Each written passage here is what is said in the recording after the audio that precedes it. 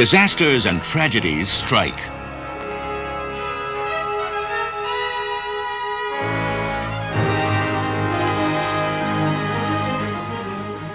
And history then adds to them the salt and pepper of fiction. But when you recapture the moments as they were, you find the truth is stranger than fiction and stronger. The grand opening of the Tacoma-Washington Bridge made 1940 headlines, but nothing like those which would follow 3 months later. From opening day on, the bridge showed a pronounced roll. The locals nicknamed the structure Galloping Gertie because of its strange weaving motion in the Washington winds. The Tacoma Bridge was built largely as a defense measure. In 1940, threats of war echoed around the world. The bridge was built to safely connect Tacoma and Seattle to the Puget Sound Navy Yard. The bridge collapsed on November 7th, 1940. The winds built to 42 miles per hour that day. 2 men on the bridge at the time were able to abandon their vehicles and crawl to safety. A truck was caught on the span just as it began to go down. The man and woman in the truck escaped and crawled to safety as the truck disappeared below. Sadly, a Cocker Spaniel in one of the cars was lost, in spite of a heroic effort to save him. It was one of those things that just doesn't happen. A bridge falling apart in the wind? But it did happen when disaster struck Tacoma in 1940. The gas balloon presented us with the opportunity to explore in a new direction. Up. They went up, they came down. But these first ships of the air could not be steered in any other direction. Next came the dirigible, with its rigid shape formed by a metal trusswork lined with linen and silk. The dirigible was a distinct improvement. It flew under its own power, in any direction you wanted it to go. In 1909, dirigibles became the world's first regularly scheduled airliners, flying up to 38 hours non-stop. The future looked bright. The big blimps showed up best at rescue work. Their great advantage was their ability to sustain flight for thousands of miles without refueling. Their disadvantages, however, were many. They were large and cumbersome, and most used highly flammable hydrogen gas. Non-flammable helium was in short supply. Landing was a complex problem. A large ground crew had to catch mooring lines and walk the dirigible to a mast. The men on the ground constantly faced the fear of being swept into space.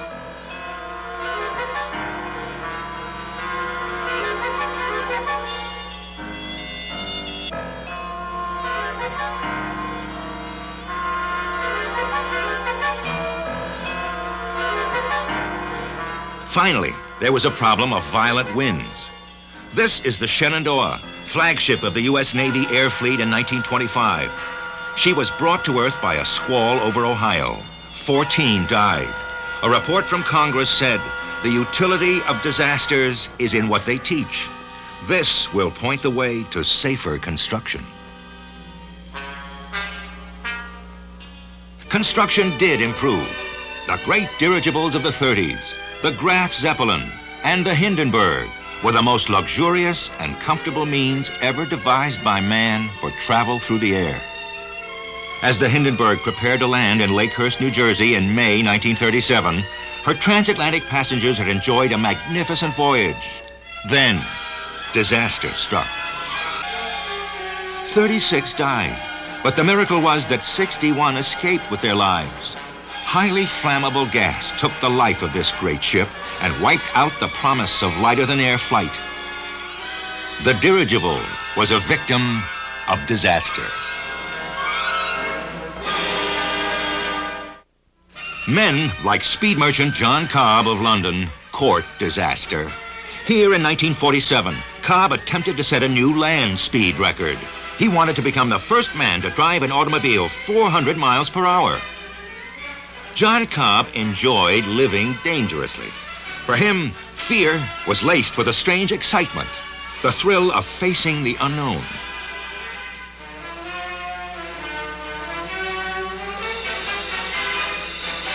Cobb broke the 400-mile-per-hour barrier and immediately set out for new fields to conquer.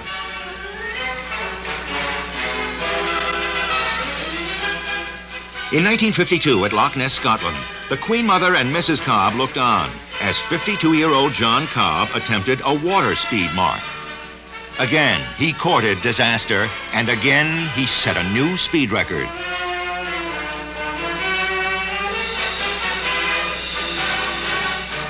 But this time, John Cobb lost his life. His jet-propelled hydroplane exploded and disintegrated.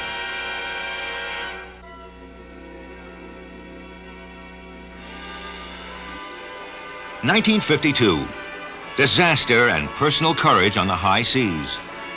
While hurricane winds and 60-foot waves tore apart the freighter Flying Enterprise, her captain, Kurt Carlson, ordered his 50 passengers and crew to abandon ship.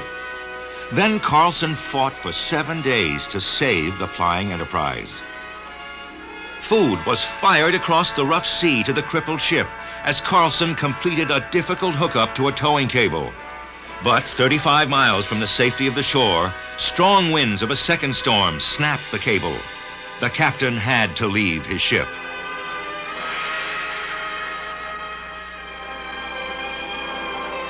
He returned to the United States and found that he had not been alone after all.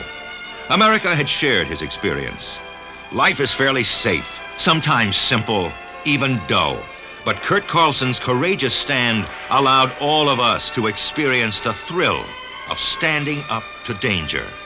His triumph was ours as well.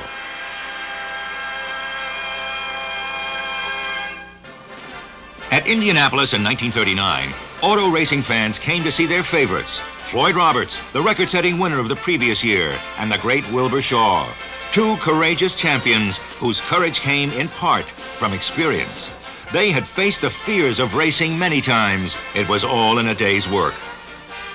170,000 fans looked for a new speed record as the drama unfolded at Indianapolis in 1939.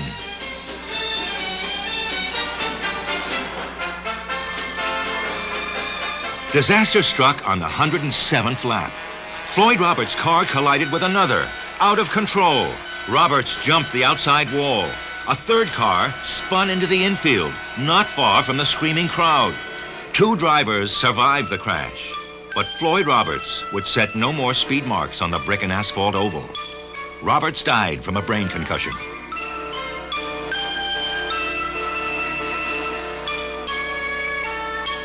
Wilbur Shaw won the 500 that year, but disaster slowed the pace. Floyd Roberts' speed record remained intact.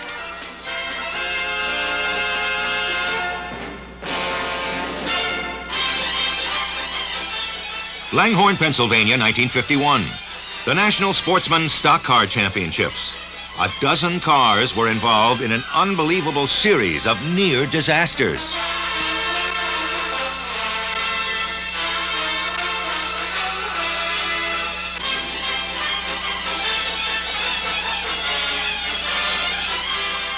Incredibly, this was a day when the racing fraternity cheated death. Money helps these men to conquer fear. In fact, many will tell you they're just scared to death of a Sunday afternoon drive on the freeway.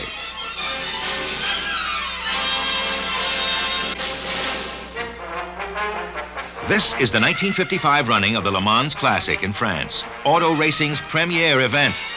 It is also the scene of racing's most tragic moment. Watch closely as an automobile becomes an unguided missile, hurtling into the crowd.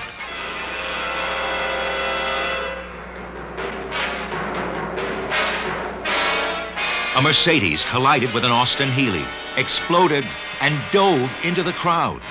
The driver of the Mercedes, Pierre Levay, died. So did 82 spectators. The shock was overwhelming. The Mercedes team withdrew from the race in mourning.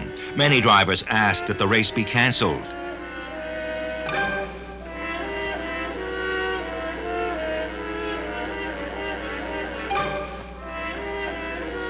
But the race went on in the name of sport, where disaster is sometimes the name of the game. In 1958, the Indy 500 would provide a purse of $120,850 to the winner, plus a kiss from a star, Shirley MacLaine. But before those prizes were claimed by Jimmy Bryan, disaster would strike. Ed Ellison tried to pass Dick Rathman at 170 miles per hour. Ed didn't have the room to get through and spun into Rathman. Then, Pat O'Connor slammed into both of them, caromed off into Jimmy Reese's car and overturned and burst into flames. Pat O'Connor burned to death.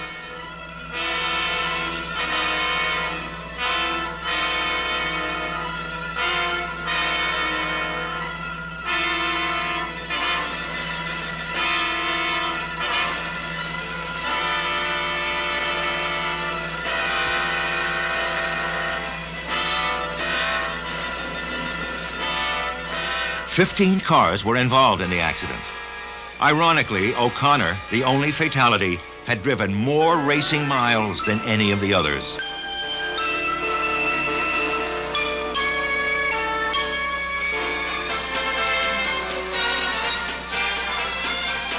Jimmy Bryan won the money, a kiss from the missus, and another from movie star Shirley MacLaine.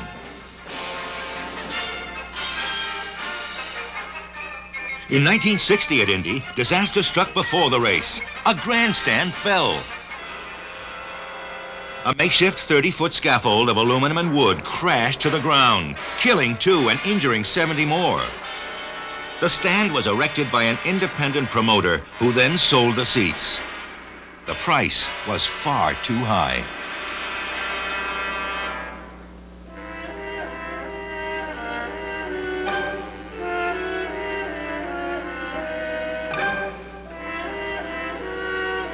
Disaster high in the sky in 1945.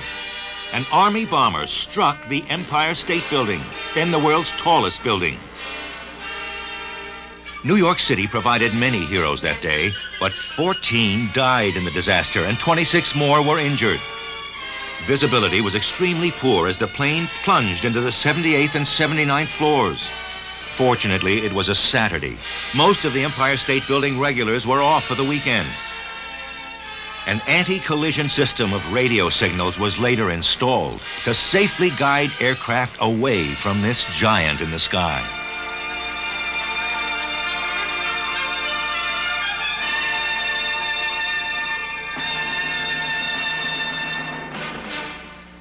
Disaster in a sub, under the sea, as frightening as anything can be. The U.S. Navy submarine Squalus failed to survive a practice dive in 1939. The families of the men gathered in Portsmouth, New Hampshire to hope and to pray. 33 men fought their way free to live. 26 perished under the sea. The USS Scorpion, with 99 aboard, failed to arrive as scheduled at Norfolk, Virginia on the 27th of May, 1968. The sub had last reported in near the Azores. The nuclear attack submarine, USS Scorpion, SSN 589, has been reported overdue at Norfolk, and now units of the Atlantic Fleet have begun a search by submarine, surface ships, and aircraft.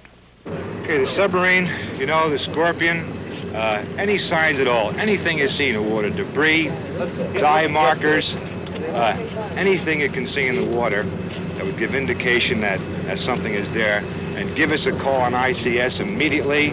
Howard, have your smokes ready, have the retro ready to go. Stay there as long as you think you can see something. Make sure you get a relief before you leave. The search was thorough but futile. A Navy research ship swept the ocean floor for 148 days. And then, near the Azores, the Scorpion was found at the bottom of the sea. The Andrea Doria, on its side in 1956.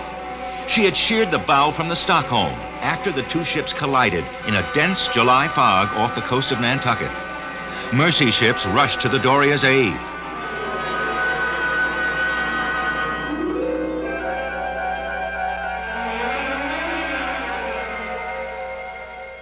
The Ile-de-France picked up 760 survivors in a magnificent rescue action.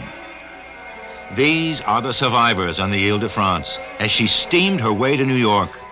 Fathers searched for children, children for their mothers, wives for their husbands. Many were missing. 52 were lost at sea. The survivors, walking and wounded, reached New York and were reunited with loved ones, unsure of who would return.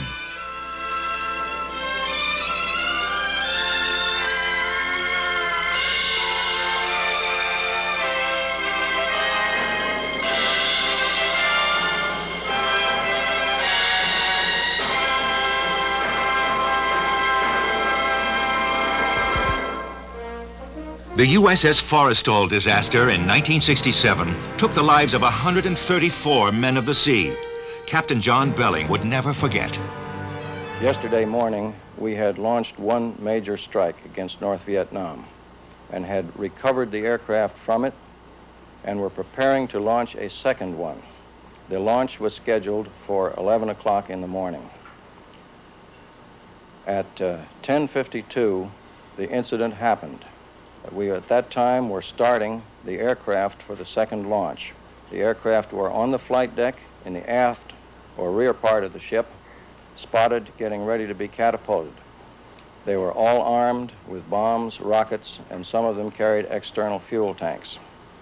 We don't know precisely what occurred, and a very searching and careful investigation has been started. It is clear that something caused one of the missiles to cook off on one of the airplanes.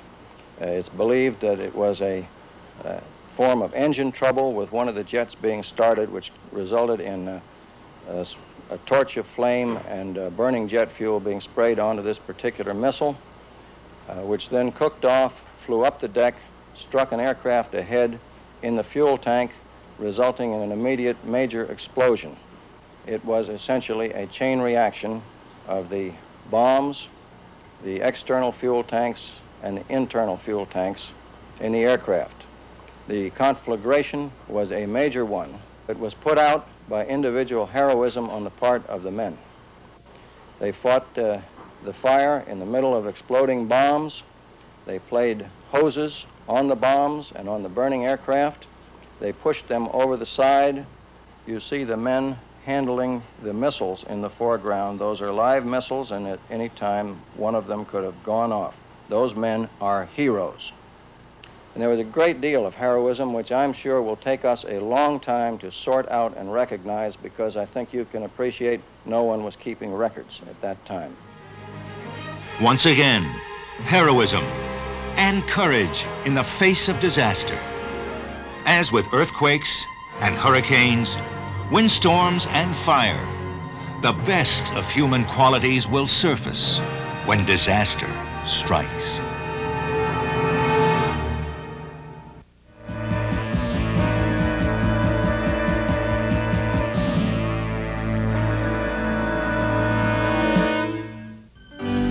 Mohandas Gandhi, a hero of the 20th century. Gandhi, more than any other, was responsible for India winning its independence from Great Britain. Gandhi won his war by peaceful means, preaching that violence never overcomes evil. It only suppresses it for a moment until it returns with redoubled fury.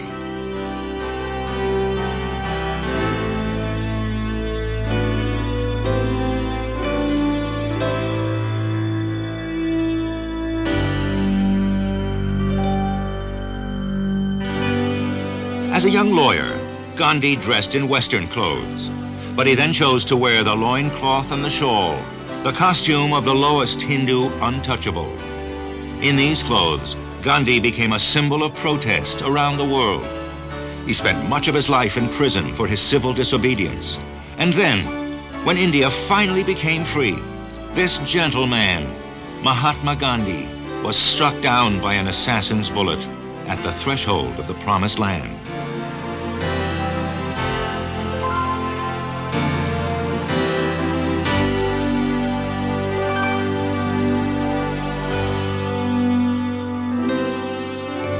"1948. Mahatma Gandhi's body was cremated in a public square.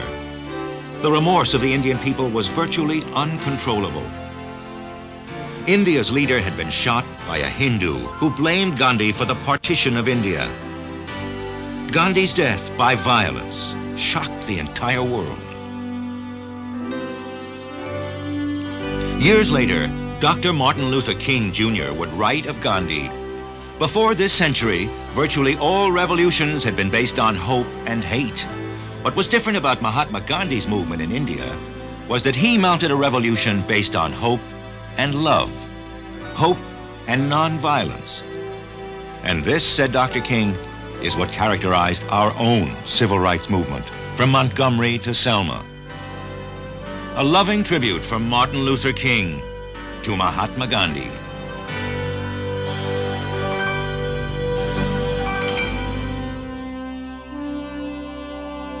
Martin Luther King led another revolution in the 1950s. And just as Gandhi had freed the people of India, Dr. King would peacefully free his people. I don't see the answer to our problem in riots. So my slogan is not burn, baby, burn. My slogan is build, baby, build. Organize, baby, organize.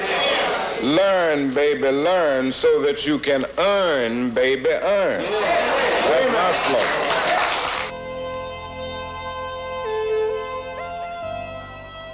Dr. King led black Americans in a fight for the rights guaranteed to them as Americans. They marched, picketed, and protested with Dr. King right up front. Well, no blisters yet, but my legs are a little tired, but I can follow that up by saying that my soul is rested. Dr. King, like Gandhi, would be struck down by an assassin's bullet. King's final speech in Memphis the night before he died was chillingly prophetic. And I've seen the promised land.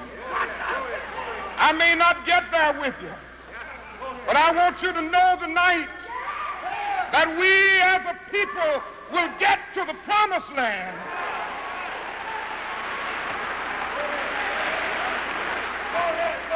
So I'm happy tonight. I'm not worried about anything. I'm not fearing any man. Mine eyes have seen the glory of the coming of the Lord. The assassin's bullet was just hours away. Martin Luther King had come to Memphis to give his support to the city's sanitation workers. It was not an event that would attract world attention, but like Gandhi, King cared more for people than headlines, and these were his people.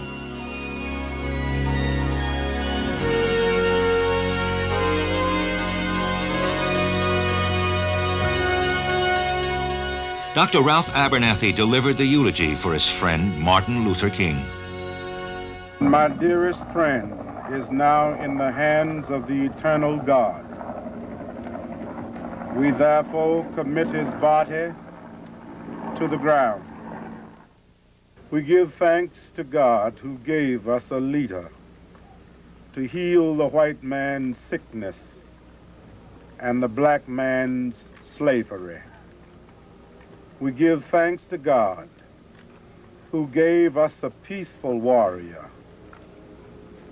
who built an army and a movement that is mighty without missiles, able without an atomic arsenal, ready without rockets, real without bullets, an army tutored in living and loving and not in killing. We thank God for giving us a leader who was willing to die, but not willing to kill. Peace be to his ashes and rest to his soul.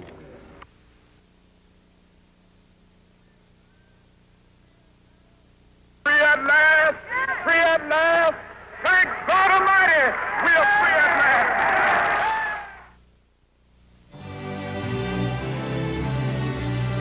November 25th, 1963. The funeral of the 35th President of the United States of America, John Fitzgerald Kennedy. In 1961, he had become the first Catholic and the youngest American ever elected president. John Kennedy's victory was achieved by the narrowest of margins, but during his 1,000 days in office, he and his family won the overwhelming support, respect, and love of the American people.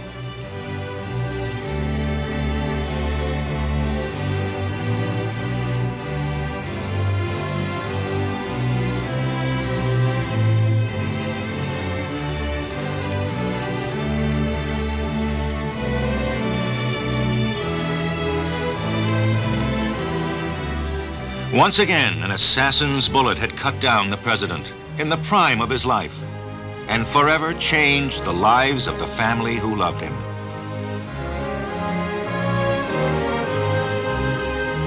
"14 days before, President Kennedy had visited Arlington National Cemetery with his son John. The president and John attended ceremonies at the Tomb of the Unknowns to commemorate Veterans Day.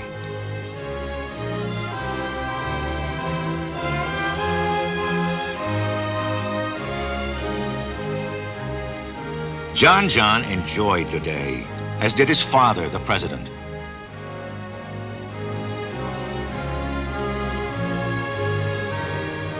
Ten days later, President Kennedy came to Texas to heal a rift in the Democratic Party. The pictures tell the story. The people of Texas were pleased to have the Kennedy family as their guests.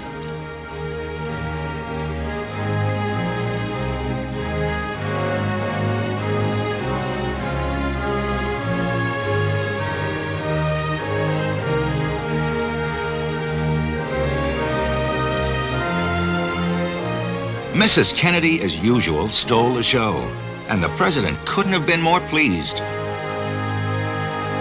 Years ago, I said that, introduced myself in Paris by saying that I was the man who had accompanied Mrs. Kennedy to Paris. I'm getting somewhat that same sensation as I travel around Texas.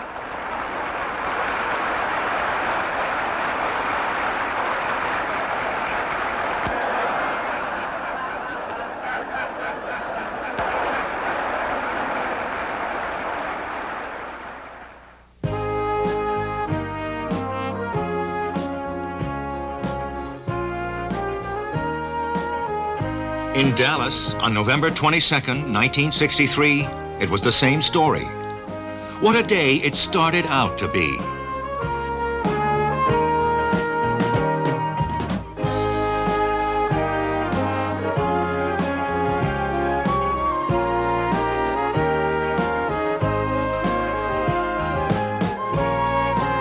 The streets were lined with Kennedy supporters, many of them looking forward to a second term in 1964. At 12:30 p.m., President Kennedy became the target of Lee Harvey Oswald.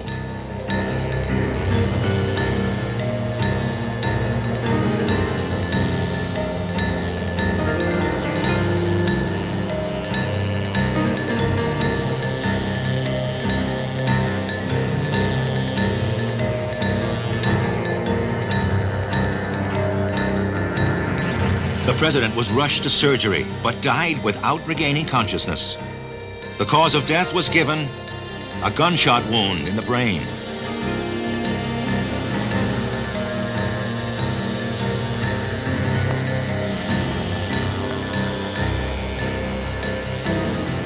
The shots came from a window of the Texas School Book Depository building, where the murder weapon was found. Dallas, the nation, and the world tried to make order out of confusion and disbelief. But the facts wouldn't change. The president was dead. Within 2 hours, Lee Harvey Oswald was brought in for questioning. He denied the shooting. I don't know exactly how long he's been under question. It's been intermittent. It has not been continuous. But so far, he's given absolutely no sign of weakening under the questioning. Are you and the rest of the police convinced you are the right man now? I think we do. Paraffin tests proved that Oswald had recently discharged a firearm. The following day, he was arraigned on charges of murdering President Kennedy. 4 months before, Oswald had taken part in a Fair Play for Cuba protest in New Orleans. You're a Marxist? Well, I have studied Marxist philosophy, yes, sir, and also other philosophers. But are you a Marxist? I think you did admit on an earlier radio interview that you consider yourself a Marxist. Well, I would very definitely say that I am a Marxist. That is correct. But that does not mean, however, that I'm a communist. What is the difference between the two? Well, there's a great deal of difference. Several American parties in several countries are based on Marxism, such as Ghana. Certain countries have characteristics of a socialist system, such as Great Britain with its socialized medicine. These, then, are the differences between an outright communist country and countries which adhere to leftist or Marxist principles.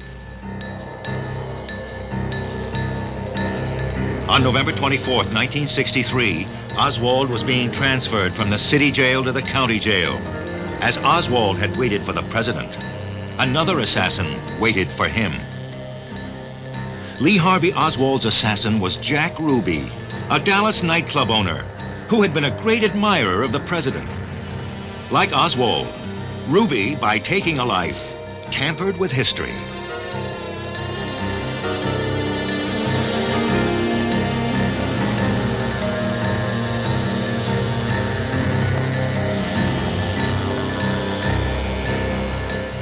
Air Force One would have remained.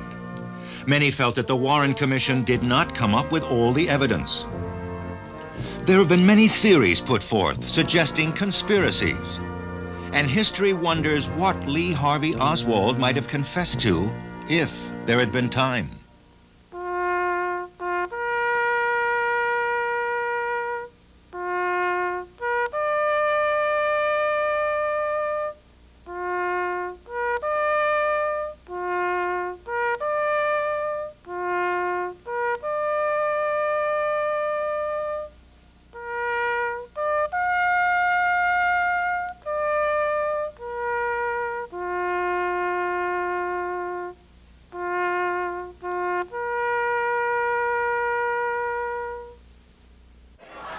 In 1968, Robert Kennedy made his final address after winning the California presidential primary.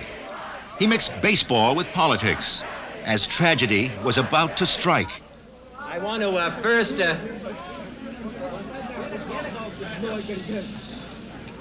express my high regard to Don Drysdale.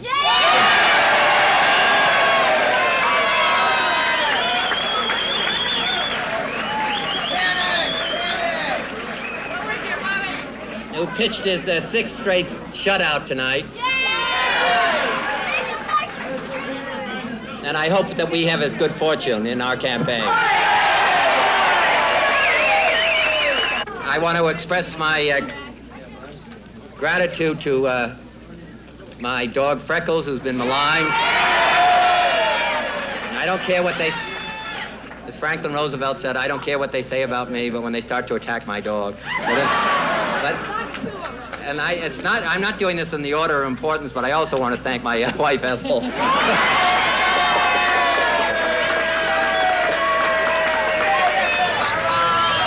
The vote here in the state of California, the vote in the state of South Dakota. Here is the most urban state of any of the states of our union. South Dakota, the most rural state of any of the states of our union. We're able to win them both. I think that we can end the divisions within the United States. My thanks to all of you, and now it's on to Chicago, and let's win there. Thank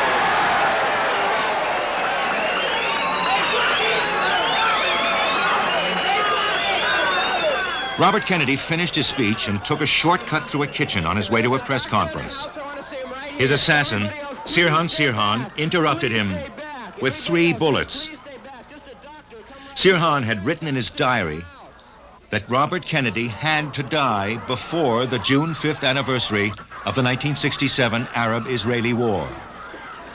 It was June 5th, 1968. Robert Kennedy's funeral, June 8th.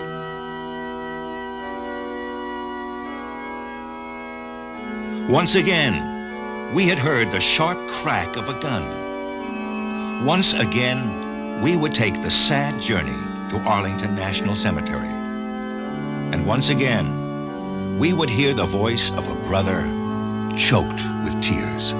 We loved him as a brother, and as a father, and as a son. From his parents and from his older brothers and sisters, Joe and Kathleen and Jack, he received an inspiration which he passed on to all of us. He gave us strength in time of trouble, wisdom in time of uncertainty, and sharing in time of happiness. He will always be by our side. Love is not an easy feeling to put into words, nor is loyalty, or trust, or joy. But he was all of these. He loved life completely, and he lived it intensely. My brother need not be idealized or enlarged in death beyond what he was in life, to be remembered simply as a good and decent man who saw wrong and tried to right it, saw suffering and tried to heal it, saw war and tried to stop it. Those of us who loved him and who take him to his rest today pray that what he was to us, and what he wished for others, will someday come to pass for all the world.